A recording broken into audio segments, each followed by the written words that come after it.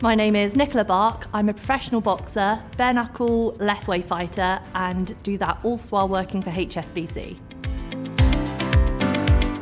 So I first got into martial arts as a whole because I did ballet for about 16 years.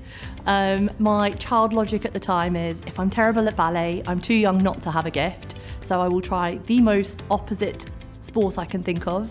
That was taekwondo, and so I competed in taekwondo, won a world title, and then moved through different martial arts, which is where I am today as a professional boxer.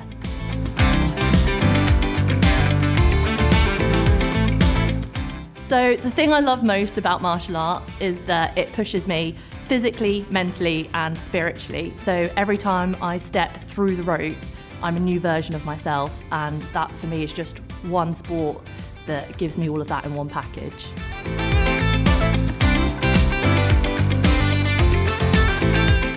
There are two key challenges for me as a professional boxer. The first is having equal pay to the males, so I can become a full-time professional athlete. And the second is having the exposure and the opportunities. So we always hear about it when Tyson Fury and Anthony Joshua are fighting, and to have that same commercial coverage on TV, on the bigger platforms, would really help other athletes up and coming like myself to break through mainstream and, become the face of boxing.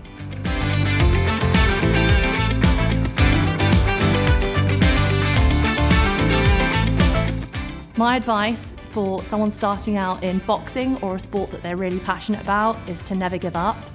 For me, there have been so many reasons to quit, from benign brain tumours to broken bones, broken ribs, to surviving PTSD and getting through that.